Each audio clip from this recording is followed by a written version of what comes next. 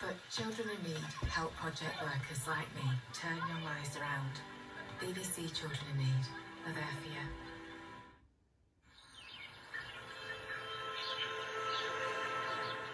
Now we join Joanna Gosling as we prepare to mark Armistice Day with a 2 minutes silence. Welcome to our special coverage of the Armistice Day silence. In a few moments, we will join as the nation falls silent for 2 minutes on the 11th hour of the 11th day, marking the end of World War I in 1918.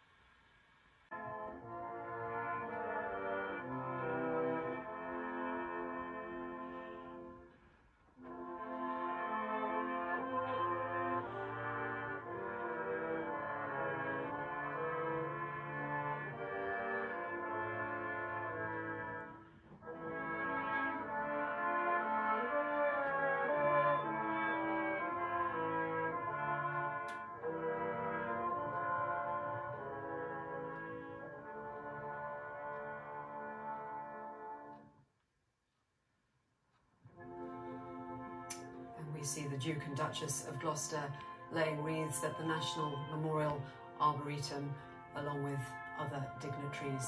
And as we salute our troops, the Foreign Secretary has said, we also remember Ukraine's fight for freedom.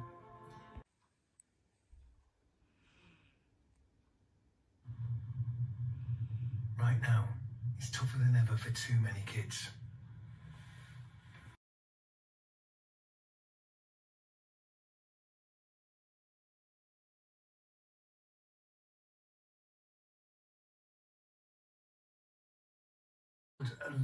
George's poem is perfect for today, Armistice Day. Yeah. Here we are coming up to the 11th hour on the 11th day in the 11th month, remembering the people who gave their lives in the First World War and later wars. Thank you so much, guys. We'll hear from you in a minute.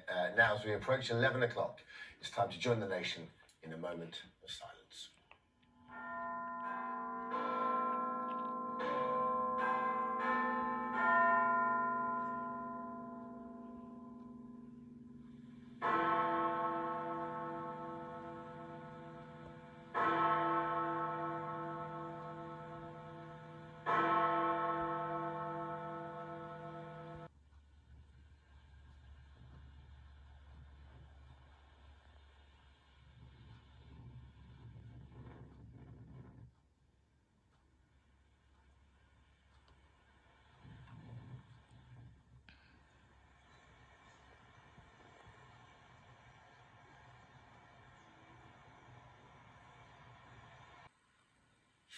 Giles, I was just thinking, that sort of moment of contemplation. I mean, you grew up with the shadow of the First World War. Me and Alison grew up with that shadow of the Second World War.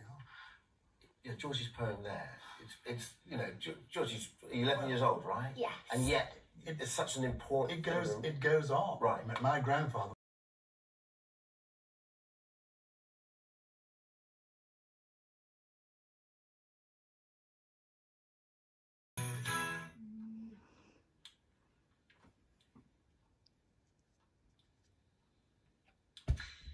Hello again, welcome to the final part of the show. In a moment, millions of people around the country will pause and take part in a 2-minute silence to reflect and remember those who've lost their lives in war at the time the guns stopped firing on the battlefields of World War I, the 11th hour on the 11th day of the 11th month. And we're going to join them now.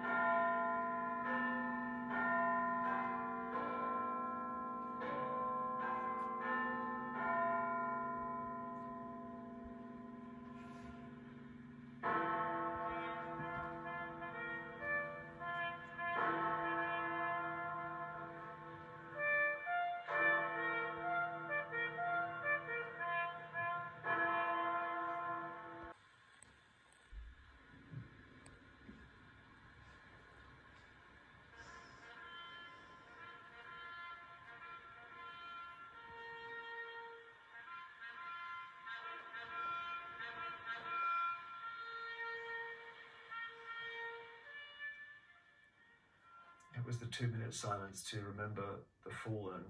So well respected, Eve, wasn't it? There's the silence of all the crowds. And much bigger crowds in certain places. We shall and must remember them.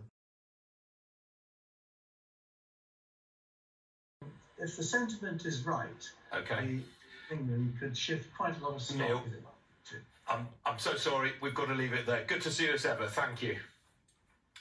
That's it from me. I'm back on Monday at 10 o'clock. Do stay with us. After this short break, Kimberly Leonard is going to be taking you through the commemorations to mark Armistice Day. Have a good weekend. I'll see you on Monday. Cheerio.